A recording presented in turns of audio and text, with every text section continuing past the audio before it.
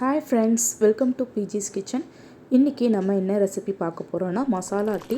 இந்த மசாலா டீயில் அப்படி என்ன டிஃப்ரென்ஸ் இருக்குன்னா, நம்ம டீ கடையில் குடிக்கிற அதே டேஸ்ட்டில் அதே நறுமணத்தில் எப்படி வீட்டில் ஈஸியாக சேர்த்துன்றதை பார்க்கலாம்.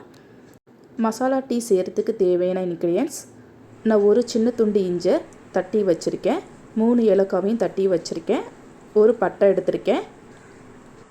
இஞ்சில் இருக்க தோல் எடுத்துகிட்டு நல்லா தட்டி எடுத்துக்கோங்க.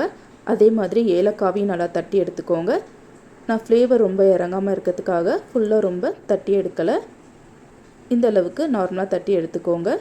ஒரு பாத்திரத்தில் 1 கிளாஸ் அளவு பால் சேர்த்துக்கலாம். இல்லை பாலில் தண்ணி சேர்க்காமல் சேர்த்துக்கோங்க. பாலை மீடியம் ஃப்ளேம் வச்சு நம்ம கொதிக்க வச்சு எடுத்துக்கலாம். அப்படியே ஒரு பக்கம் டிகாஷன் ரெடி பண்ணிடலாம். ஒரு பாத்திரத்தில் 2 கிளாஸ் அளவு தண்ணி சேர்த்துக்கோங்க. இது 3 பேருக்கு நான் டீ செய்கிறதுனால 2 கிளாஸ் தண்ணி சேர்த்துருக்கேன். தண்ணி ஒரு 2 நிமிஷம் நல்லா கொதிக்கட்டும். இந்த அளவுக்கு கொதிச்சிட்டதுக்கப்புறம் நம்ம தட்டி வச்சுருக்க இஞ்சி சேர்த்துக்கலாம். இது கூடவே ஏலக்காய், பட்டை சேர்த்துக்கலாம். நான் பட்டையை தட்டிட்டு சேர்க்கலை, அப்படி முழுசாக ஒரு பட்டையை ஃபுல்லாக சேர்த்துடுறேன். பட்டையை நம்ம தட்டிட்டு சேர்த்தோன்னா ஃப்ளேவர் நல்லா இறங்கிரும். எல்லாம் சேர்த்தாச்சு. இதை ஒரு தடவை இந்த மாதிரி கலந்து விட்டுக்கோங்க. இது ஒரு 2 நிமிஷம் நல்லா கொதிக்கட்டும். பாலும் நல்லா கொதித்து வந்துருச்சு. இது ஒரு 2 நிமிஷம் நல்லா கொதிச்சதுக்கப்புறம் ஃப்ளேம் ஆஃப் பண்ணிடலாம். பால் நல்லா பொங்கிட்டதுக்கப்புறம் ஒரு 2 நிமிஷம் நல்லா கொதிக்க விட்டுட்டு ஃப்ளேம் ஆஃப் பண்ணிடுங்க. ரொம்ப நேரம் கொதிக்க வைக்கணும்னு அவசியம் இல்லை, 2 நிமிஷம் கொதிக்க வச்சாலே போதும். நம்ம டிகாஷன்லேயும் பால் சேர்க்கும் போது கொதிக்க வைப்போம், ரொம்ப நேரம் கொதிக்க வைக்க வேணாம்.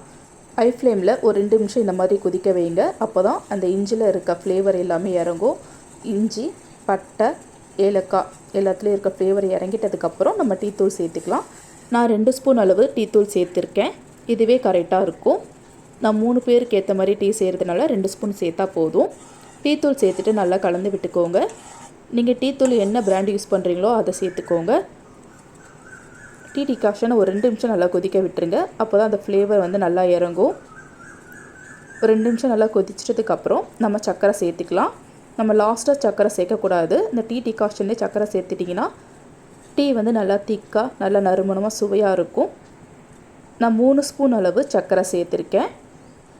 நீங்கள் டீ எவ்வளோ போடுறீங்களோ அதுக்கேற்ற மாதிரி சர்க்கரை சேர்த்துக்கோங்க. 3 ஸ்பூன் அளவு சர்க்கரை சேர்த்துட்டு நல்லா இந்த மாதிரி மிக்ஸ் பண்ணி விட்டுக்கலாம். இதை ஒரு 2 நிமிஷம் ஹை ஃப்ளேமில் வச்சு நல்லா கொதிக்க வச்சு எடுத்துக்கோங்க.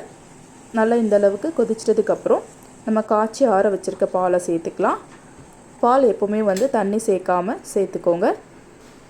பாலில் அந்த ஆடை இல்லாமல் நல்லா ஃபில்டர் பண்ணி எடுத்து வச்சாச்சு. டிகாஷனும் ரெடி ஆகிடுச்சு. இந்த அளவுக்கு கலர் சேஞ்ச் ஆகிற வரைக்கும் டிகாஷன் கொதிக்க வச்சிட்டதுக்கப்புறம் நான் பால் சேர்த்துக்கிறேன். பால் சேர்த்ததுக்கப்புறம் நல்லா இந்த மாதிரி கலந்து விட்டுக்கோங்க. நம்ம ஏற்கனவே சர்க்கரை சேர்த்துட்டோம், அதனால் சர்க்கரை சேர்க்க வேணாம். பால் சேர்த்துட்டதுக்கப்புறம் ஹை ஃப்ளேமில் ஒரு 2 நிமிஷம் நல்லா கொதிக்க வச்சு எடுத்துக்கலாம். நல்லா கலந்து விட்டாச்சு. இந்த அளவுக்கு நல்லா தரன்னு ஒரு 2 நிமிஷம் நல்லா கொதிக்க விட்டு எடுத்துக்கோங்க. டீ தூள் நல்லா கொதிச்சதுக்கப்புறம் எப்போவுமே பால் சேர்த்துக்கோங்க. அப்போ தான் அந்த டிகாஷனை நல்லா ஃப்ளேவர் இறங்கியிருக்கும். நான் நல்லா கொதிச்சதுக்கப்புறம் தான் பால் சேர்த்துருக்கேன். நான் ஒரு 2 நிமிஷம் ஹை டு லோ ஃப்ளேம் வச்சு கொதிக்க வச்சு எடுத்துக்கிறேன். 2 நிமிஷம் இந்த மாதிரி கொதிக்க வச்சுட்டு எடுத்துட்டதுக்கப்புறம் ஃப்ளேம் ஆஃப் பண்ணிடலாம். ரொம்ப நேரம் கொதிக்க வைக்கக்கூடாது. பால் நம்ம ஏற்கனவே காய்ச்சி சேர்த்துருக்கிறதுனால ரொம்ப நேரம் காய்ச்சினா கூட பால் டேஸ்ட் மாறிடும். 2 நிமிஷம் இந்த மாதிரி காய்ச்சிட்டு ஃப்ளேம் ஆஃப் பண்ணிடலாம். இப்போ டீ நல்லா வடிகட்டிட்டு நான் ஒரு கிளாஸில் மாற்றிட்டேன். இதை ஃபஸ்ட் டைம் நான் கிளாஸில் ஊற்றுறேன் பாருங்கள். இவ்வளோ சூப்பராக நுர ததும்ப வரும் பாருங்கள். சுவையான பர்ஃபெக்டான மசாலா டீ ரெடி ஆகிடுச்சு. இதை ஸ்டீல் கிளாஸ்லேயும் நான் ஊற்றி காமிக்கிறேன். சுவையான மசாலா டீ கடை ஸ்டைலில் சூப்பராக ரெடி பண்ணியாச்சு. நீங்களும் இந்த மாதிரி மசாலா டீ ஒரு செஞ்சு ட்ரை பண்ணி பார்த்துட்டு கமெண்ட் பாக்ஸில் கமெண்ட் பண்ணுங்கள். இந்த வீடியோ உங்களுக்கு கண்டிப்பாக யூஸ்ஃபுல்லாக இருக்கும் நம்புகிறேன். இந்த வீடியோ பிடிச்சிருந்தா என் சேனல் லைக் பண்ணுங்கள், ஷேர் பண்ணுங்கள், கமெண்ட் பண்ணுங்கள். மறக்காமல் பிஜிஸ் கிச்சனை சப்ஸ்கிரைப் பண்ணிவிட்டு பக்கத்தில் இருக்க பெல் ஐக்கனை கிளிக் பண்ணிக்கோங்க. அப்போ தான் நான் போடுற வீடியோஸ்லாம் நோட்டிஃபிகேஷனாக வரும். தொடர்ந்து பிஜிஸ் கிச்சனுக்கு சப்போர்ட் பண்ணுங்கள். தேங்க்ஸ் ஃபார் வாட்சிங்.